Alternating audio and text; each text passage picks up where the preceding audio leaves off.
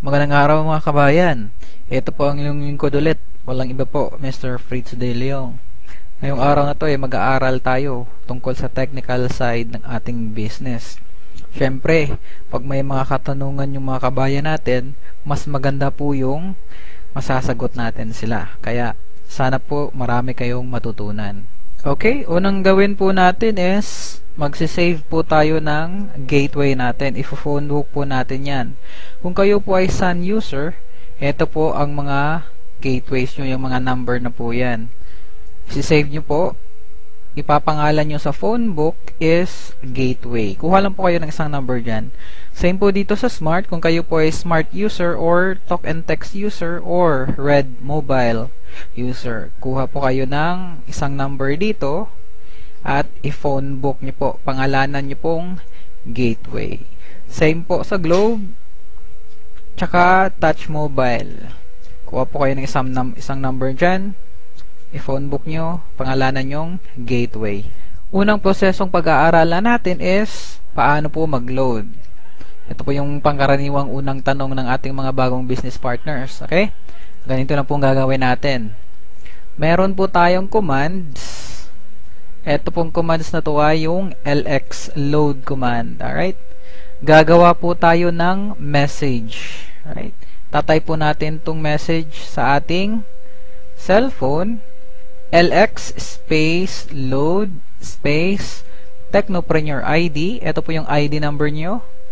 Space password or PIK, personal identification key, space, product code, space, customer's cell phone number. Ito po yung example, LX space load, space, ID number, space, password, space yung product code na ipapaload po, and space, cell phone number ng customer. Alright, dito po makukuha yung product code sa price list po natin. Depende po sa product na bibilhin.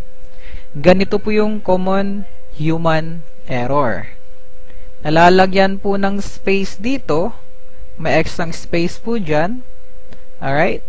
Pag-load nyo po sa customer, hindi po yun siya maloload kasi merong sobrang space. Kaya make sure walang sobrang space in between or dito sa huli na hindi po natin minsan nakikita. Yun lang po pinaka-importante doon. Pag tama po yung commands natin, okay, make sure isasend natin yung command na yan sa gateway po. Alright? Pag send nyo doon sa gateway, pag tama yung commands, automatic maglo-load agad yun, walang delay. Alright, isa po yung technique na gagawin natin para hindi kayo mahirapan mag-load since commands po yung gagawin natin is gumawa po kayo ng template or outbox or draft. Right? Save nyo po tong LX space load space ID number space password or PIK. Hanggang dyan lang po. Okay? Para kung may magpa-load po sa inyo, i-insert nyo na lang po tong command na to, insert template hanggang dito po sa password para lalagyan nyo na lang ng product code at saka cellphone number ng customer. Hindi nyo na po kailangan mag-type ng paisa-isa. Okay, i-explain ko po sa inyo kung how the mobile system works. Alright. Ito po yung cellphone natin. Ito po yung telco highway. Ito po yung customer or kayo po kung loloadan nyo yung sarili nyo. Ito po yung telco o dito po tayo kumukuha ng product. Let's say ito po yung Smart, Globe, or Sun. Tapos, dito na po yung gateway natin. Alright? Okay, ganito po yun. Kung may magpapaload po sa atin, again, gumagawa po tayo ng command. LX space load, space ID number, password, product code, and customer's cell phone number. Okay? Yan po yung ID number and password. Yan po yung product code. Example, S30X is yan po yung Smart 30 pesos economy load. And customer's cell phone number. Alright, ito po yung gateway. Isa po sa mga gateway ng Smart. Sisend natin yan ngayon. Okay? Dadaan yan sa gateway natin. Okay? I-confirm nyo po kung tama yung ID number, tama yung password, and sufficient po yung balance nyo, yung load wallet nyo.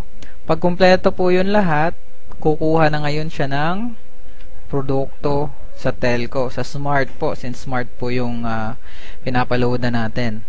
And then, pag confirm po ng telco, loadan niya ngayon yung customer mo. Alright? Loaded. And then, si telco magko-confirm sa gateway natin na si customer is na-loadan na. Okay? And then, yung gateway natin is magko-confirm po sa atin. Ito po, one new message from LoadExtreme. Magko-confirm siya na na-loadan na po yung customer natin. Again, make sure ng commands na ginamit natin walang sobrang space. Okay? Alright, recap lang. Make sure wala pong sobrang space dito sa huli or sa mga gitna ng commands. Hindi po natin namamalayan kasi pag sobrang space, pag nagsobra yun, hindi talaga maglo-load yung system natin. Ito po yung usually na nangyayari kapag may delay sa pag-load. Di ba po unang-unes magsasend tayo sa gateway papunta dito. Pag na-confirm ni gateway na tama yung information, right? Pag send niya ngayon sa telco, pagpalagay po natin yung telco may traffic or may tinatawag nating congestion. Right. Possible po nag-upgrade yung telco office or meron po silang maintenance kaya po lahat ng text messages nata-traffic. Pag ganun po yung nangyayari, syempre hindi po makapag-load sa customer, hindi po darating muna yung load sa kanya kasi po nakapila yung command natin. Alright? Kailangan po nating intindihin na yung system natin ay para pong highway. Right. Pag hating gabi po tayo pumupunta ng downtown, syempre mas mabilis po kasi walang traffic. Pero pag rush hour po, matagal pong hihintayin natin sa highway kasi po traffic. Same lang po yung sa commands natin since text po yung command natin, nata-traffic po dito sa telco. Alright? And minsan din kapag may maintenance si telco, kailangan din pong mag-maintenance ng system natin kasi po hindi pwedeng mabilis yung system nila sa atin mabagal. Dapat po pantay yung kabilisan ng ating system at saka yung telco system. Okay? And yung system po din natin, paminsan-minsan kailangan po din niya ng maintenance. Stable po yung system natin, kaya lang po mas mainam na po yung parating nagme-maintenance. Kasi po pag may nasira sa isang server dito sa ating system, damay po yan lahat. So, pangit po kapag yun ang mangyari. Kaya, minsan-minsan po nagme-maintenance tayo. Pangalawang proseso po na pag-aaralan natin is paano po tayo mag-replenish ng load wallet natin. Siyempre po, ginagamit natin yung load wallet natin, nauubos. Kapag naubos, magpa-replenish. Okay, first option, punta tayo ng V-Mobile Office Nationwide. Sa Office po, meron pong tinatawag na loading slip. Ito po yun, fill up nyo lang po ng mga informations. Pangalan nyo po, ID number nyo, so wag nyo kalimutan yung ID number nyo, cellphone number, amount po na ipapaload nyo, at yung date. Right. Sulat nyo lang po yan sa Opel, ibigay nyo po sa cashier, and kami na po bahala. Yun po yung ating first option. Okay, makakatanggap po kayo ng confirmation na na-loadan na po kayo pag process po namin ng inyong reloading slip. Real time po yan yung paglo-load namin. Pagbigay mo ng resibo, pag-process namin, agad-agad na-load yun. Okay?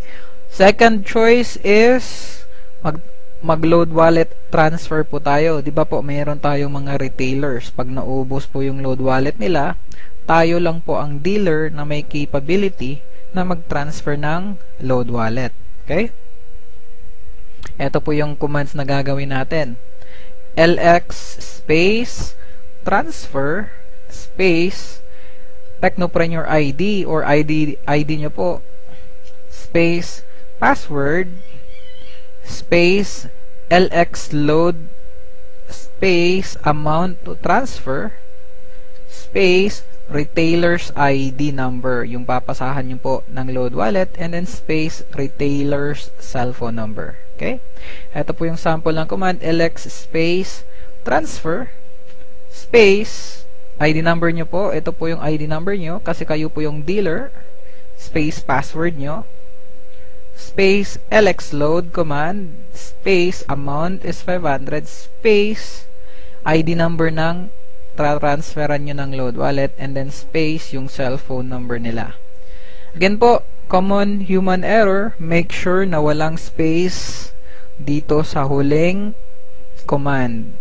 Alright? Kasi po pag may sobrang space niyan, pag send nyo sa gateway, hindi po tatanggapin ng system yun kasi mali. Again, make sure in between, wala pong space again. Alright?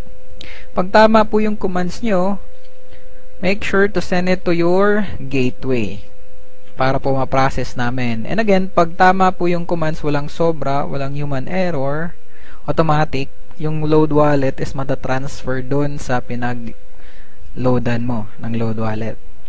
Okay, makakatanggap po sila ng confirmation na naloadan na po sila ng 500. And ikaw po, makaka-receive ka din ng confirmation na nabawasan po ng 500 pesos yung load wallet mo. Update lang po, kapag less than 500 pesos na load wallet yung transaction nyo, may bawas kang piso na load wallet. Pagpalagay natin, meron kang 1,000 na load wallet, tapos nagpa-load wallet transfer yung Tecno user mo ng 300 pesos, yun po yung minimum 300 pesos. Ang mababawas po sa load wallet nyo is 301 pesos. Kasi po, below 500, merong bawas. Pero, above 500 pesos po, wala na pong bawas yon. Third option, online conversion. Alright, for dealers lang po to. Punta po kayo dito sa link http mylx.biz. Ay, ito po yung website natin, yung website po natin sa marketing. Login lang po kayo using your ID number and password. Again po, for dealers lang po to. Click nyo po yung login. Okay. Ito po yung makikita nyong website. Okay. Click nyo po yung convert earnings. Pag-click nyo dyan, okay, pagpalagay natin, ito na po yung income nyo, 26,000, and meron na po kayong 6,500 na na-withdraw. Right, meron kayong 20,000 pesos remaining. Okay. Pagpalagay natin, i-convert natin yan ngayong 20,000 para maging load wallet. So, lagay nyo lang yung password nyo dito, and then, lagay nyo yung 20,000, and then click submit. Ganito po yung proseso niyan. Make sure na na-convert nyo po yung earnings nyo before 7 p.m. Friday. Okay? Before 7 p.m. Friday. Para po, pagka Wednesday next week, mako-convert na po tong load wallet nyo. Darating na po yan. Pagpalagay po natin na late kayo sa pag-convert. Pagpalagay natin, alas 9 na ng gabi ng Biyernes. So basically, darating yung load wallet nyo next Wednesday pa po sa makalawang Miyerkules. Alright, just make sure and please remember, always convert your earnings before 7 p.m. Friday para po may load wallet na kayo pagka Wednesday ng hapon. And ito po yung last option natin for fourth option, bank account deposit. Okay, meron po tayong mga bank account ng V-Mobile sa mga accredited banks. Ito pong First Union Bank of the Philippines. Ito po yung account number. Sa BDO po, ito po yung account number. BPI, ito po yung account number. And then Metrobank, ito po yung account number. Pagpalagay po natin, walang malayo po tayo sa V-Mobile office and wala pong mga dealers na pwedeng mag-transfer ng load wallet and then wala pa po tayong income sa marketing natin. So, pwede po tayo mag-deposit sa bangko. Okay? Hindi po yung gagawin natin. First option is Union Bank. Okay? Make sure, kapag Union Bank po yung ni-deposit nyo, make sure to get the bills payment slip. Right? Ito po yung mukha ng bills payment slip. Okay, make sure to get this one.